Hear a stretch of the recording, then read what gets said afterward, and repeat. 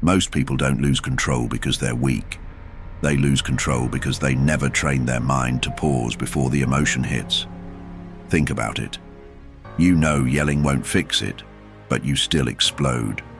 You know overthinking solves nothing, but your brain runs wild every night. You know walking away is the stronger move, but you stay, argue, break down. So let me ask you, if your mind knows better, why can't it do better? Stay with me, because in this video, you'll learn 10 Stoic lessons that rewire how your mind responds to chaos, pressure, and pain. And by the end, you'll stop being the person who reacts without thinking and start becoming the one who commands peace in any storm. This video isn't about suppressing emotion. It's about understanding it so it stops running your life. Because here's the truth, you'll never be truly strong if every little thing can pull you off center. And you'll never feel truly free if your thoughts can bully you into anxiety every single day. That's where Stoicism comes in. This ancient philosophy wasn't written for monks in caves. It was made for real people, fathers, mothers, soldiers, artists, people like you, trying to navigate chaos without collapsing.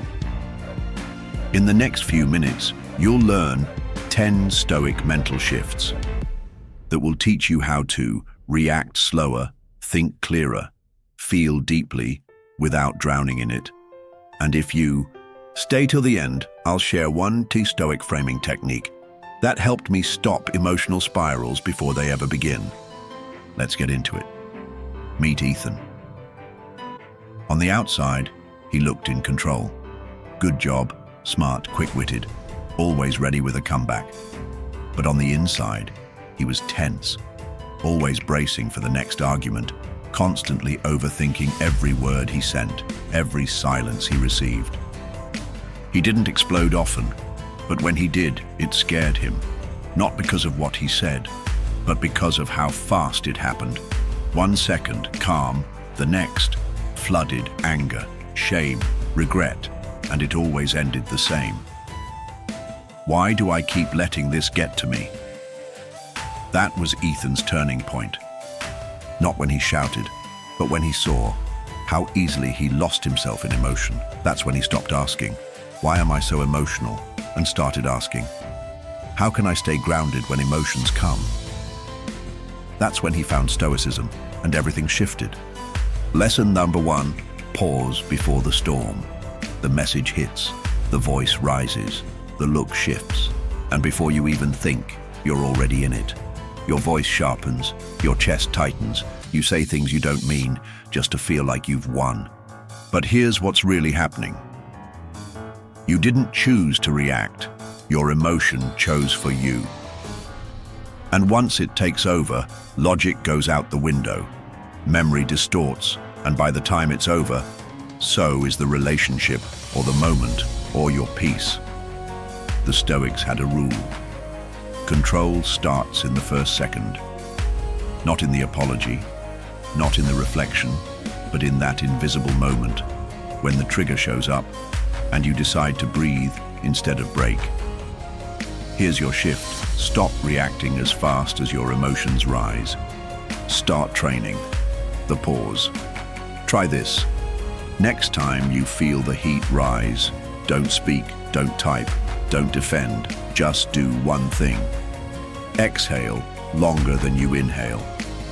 Then ask, what would my highest self do right now? Because emotional power isn't proven by how loud you get. It's proven by how quiet you can stay in the eye of the storm. Lesson 2, reframe, don't replay. You keep replaying it. The thing you said, the way they looked, the moment you lost control, you rewind, analyze, break it apart, frame by frame, as if more thinking will somehow undo what happened. But here's the quiet truth. Replaying isn't reflecting. It's self-torture in disguise. It keeps you stuck. It feeds guilt. It drains the very energy you need to grow. The Stoics never wasted thought on what was already done. They didn't replay, they reframed. They asked, what did this moment teach me? What will I do differently next time? Because for them, the past was a teacher, not a prison. Here's your shift. Stop living in emotional reruns. Start using every trigger as a training ground. Try this.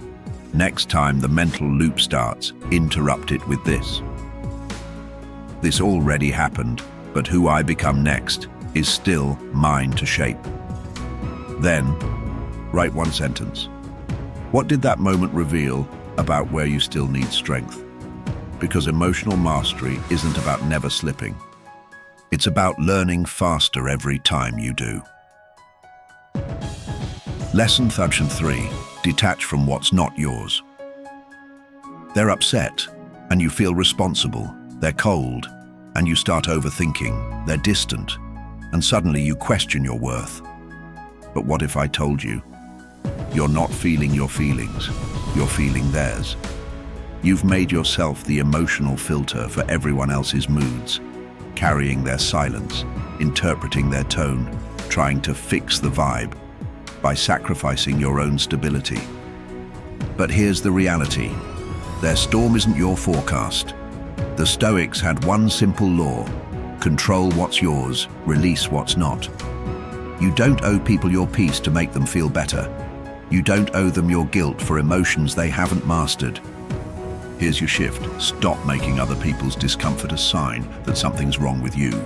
Start observing without absorbing. Try this. When someone pulls back or acts off, don't chase, don't explain. Just ask yourself, is this mine to fix or theirs to face? Then walk away clean, with love and with strength, because emotional freedom isn't just about expression. It's about learning what to hold and what to hand back. Lesson 4. Master the inner voice. You make one mistake and the voice kicks in. Seriously? You always do this. You're so dramatic. Why can't you just let things go? It's not the world beating you up. It's you, your own mind, your own narrative. But here's what most people don't realize. The hardest battles aren't fought out loud. They're fought in the silence of your mind. And if you lose there, you lose everywhere else. The Stoics didn't try to silence the inner voice. They shaped it. They made it calm, clear, commanding, but kind, because they knew. How you speak to yourself becomes how you show up in every moment. Here's your shift. Stop letting your mind become a courtroom. Start making it a dojo, a place you train, not punish. Try this.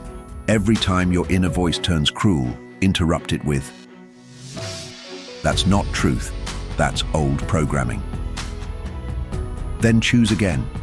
Say, "I made a mistake, and I get to correct with clarity, not shame."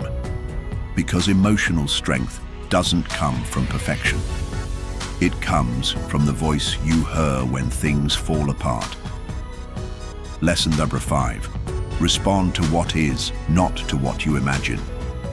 They take longer to text back. You start spiraling. They sound different on the phone. You assume they're mad. One sentence, one silence, one shift. And suddenly, you're crafting an entire emotional narrative in your head. But here's what you forget. Your mind is a master at writing stories that never happened. And the worst part, you don't respond to reality. You respond to the version you invented. The Stoics warned us. Don't suffer twice, once from the event and again from your imagination. They practice seeing clearly, without coloring everything through fear, ego, or assumption. Here's your shift. Stop reacting to shadows. Start responding to facts. Try this. Next time your mind starts spinning a story, pause and ask, what actually happened and what did my fear add to it? Then strip the story back to truth, to what you know, to what's real, because most emotional spirals aren't caused by life. They're caused by the stories we tell ourselves about life. Lesson 6. Reclaim your time from emotional distractions. You sit down to work, but your mind drifts to what they said. What you could have said, what they might be thinking right now. You try to rest, but your body stays tense, stuck in a loop of worry, replay, analysis. Here's the quiet cost of that habit.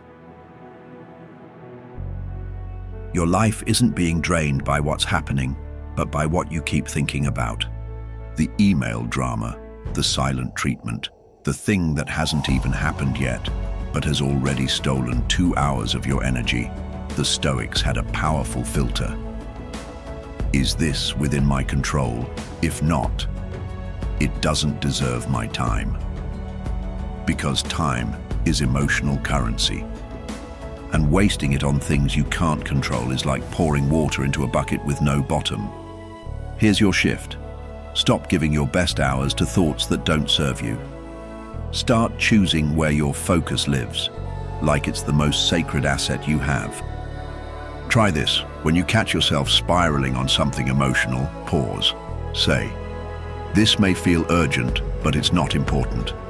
Then redirect, return to what's in front of you. One breath, one task, one choice at a time, because the most stoic people aren't emotionless. They just refuse to spend their life feeding emotional fires that burn nothing but their time. Lesson number 7, disconnect from people who feed your chaos. You calm down, then they call. You feel stable, then they message. You're moving on until they pull you back with one comment, one silence, one emotional hook. Sound familiar? That's not connection. That's a loop, and here's what's dangerous. Some people don't just drain your peace, they depend on your chaos to feel relevant. They stir tension, drop guilt, withhold clarity, then call you too emotional when you react. But the Stoics knew better. They didn't just set boundaries. They walked away from those who fed confusion more than clarity, because they knew. Protecting your peace requires guarding your access. Here's your shift. Stop mistaking attachment for alignment. Start noticing how your nervous system responds after every interaction. Try this. Next time you feel the urge to reply, explain, fix, defend, pause. Ask, does this person add stability or add to the storm? Then act accordingly, because who you stay connected to determines the state your mind learns to live in. And sometimes the most stoic move isn't staying calm in chaos. It's walking away from what creates it. Lesson number 8. Treat emotional triggers as training. Someone cuts you off in traffic, and your chest tightens like it's a war zone.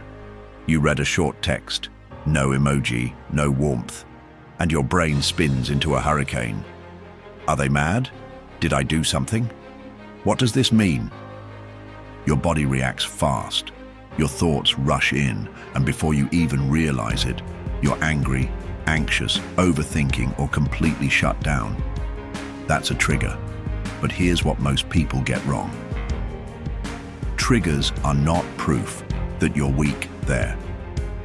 Proof that you're still alive, still sensitive, still wired for connection, still carrying layers of past wounds, patterns, and beliefs that flare up under pressure. And you can't always control what hits you, but you can absolutely control how you use it. The Stoics had no illusions about pain or emotion. They didn't try to not feel. They trained themselves to transform every trigger into a tool. Marcus Aurelius once wrote, "The obstacle to action advances action. What stands in the way becomes the way." And that includes emotional obstacles. That moment someone disrespects you, training, that feeling of panic and uncertainty. Training, that fear of rejection after being vulnerable. Still training. Here's your shift. Stop seeing emotional triggers as proof you've failed to be stoic. Start using them as signals of where your work still is. Because every trigger is showing you the edge of your current level of self-mastery. Try, When something hits you, instead of reacting, pause and say, "Interesting, my nervous system thinks this is danger." Then breathe, observe, ask, "What belief did this poke? What old wound did this wake up? And how can I meet it with clarity, not panic?" Because real growth isn't found in meditation mats and quiet mornings. It's found in the messy, uncomfortable, sudden surges of emotion that demand you make a choice, to go unconscious, or to stay present, to react, or to rebuild, to be ruled by emotion, or to let it teach you how to rise. The trigger isn't the enemy, it's the doorway, the place where your philosophy stops being words and starts becoming real. So don't run from them. Train in them. 1 breath, 1 pause, 1 choice at a time. Lesson after 9. Live from values, not moods. Some days you feel focused, so you show up strong. Other days you feel tired, insecure, or irritable. And suddenly everything feels harder, even the small things. You respond differently. You hold back what you should say, or you say too much, too fast, too loud, then regret it later. You let a mood rewrite your entire behavior. But here's what: that slowly creates a life built on how you feel instead of who you are. And that kind of life? It's unstable because moods shift like weather. One comment, one night of poor sleep, one moment of doubt, and you're no longer you, you're just reacting. The Stoics saw this clearly. They didn't base their actions on how they felt in the moment. They anchored themselves to values, to principles like courage, discipline, clarity, compassion, and temperance. So even on the bad days, they didn't drift. They weren't always motivated. They were aligned. Here's your shift. Stop asking yourself, "How do I feel today?" Start asking, "What kind of person do I want to be, even when I feel like this?" Try this. Create your core value list, not 20 words, just 3. Maybe it's clarity, discipline, kindness. Write them, look at them. Then, when your mood flares, ask, "If I were disciplined right now, what would I do? If I were kindness, even to myself, how would I respond?" Because here's the truth. Every time you act against your values, to serve a mood, you lose a piece of yourself. But every time you act in alignment with your values, even when it's hard, inconvenient, or uncomfortable, you build something rare: internal trust. And from that trust comes peace, direction, and emotional strength that doesn't fade just because your feelings shift. Moods are visitors, they come and go. But values, they're who you decided to be when you were clear, so you can stay steady when life isn't. Lesson Chapter 10. Decide who you are in advance. Life will test you, not once, but constantly. People will misunderstand you. You'll be left on read, disrespected, disappointed, triggered, in ways you never saw coming. And when that moment hits, you won't have time to open your notes app and figure out what kind of person you want to be. You'll just act instinctively, automatically, unless you've already decided in advance. See, most people live by reaction. They let the world define their behavior. If they're nice, I'm nice.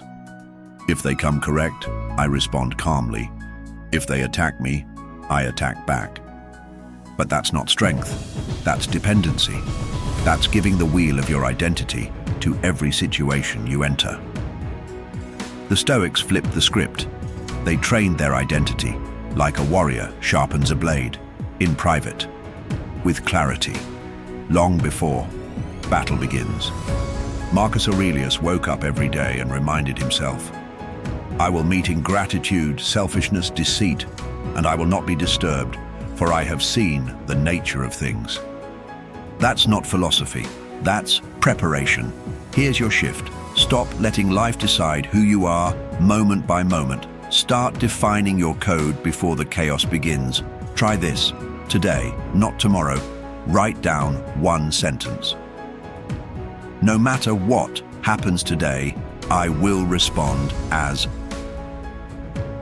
calm, clear, courageous, compassionate. Whatever you choose, own it. Then every moment that tries to pull you off track, repeat that identity. Say it out loud, say it in silence. Say it until it becomes your anchor. Because here's the Stoic truth. If you don't decide who you are, the world will do it for you. And the world doesn't care about your peace. It doesn't care about your values. It will shape you into a mirror of its worst day. If you don't hold your line, so hold it. Build a backbone before life bends you into something you don't even recognize. You are not your triggers, not your reactions, not your worst moment.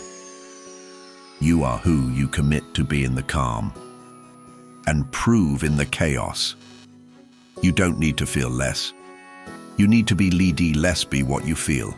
You don't need to shut down your emotions. You just need to train them so they serve your values instead of hijacking your direction. Because the truth is simple. Life will trigger you. People will test you. Pain will find you. But those moments don't define you. What defines you is what you do with them. Do you spiral or do you pause? Do you defend or do you observe? Do you collapse or do you realign? These 10 Stoic lessons aren't just tactics, they're invitations to start living rooted, clear, unshakable. Not because the world got easier, but because you got anchored. Now ask yourself which one of these 10 shifts is already whispering to you. Which one will you commit to practicing? Not perfectly, but consistently. Drop your answer in the comments. Let it be your signal, your contract, to think clearer, act wiser, and respond as the person you decided to become. Because emotional strength isn't born in the storm. It's built be who you choose to be when it comes.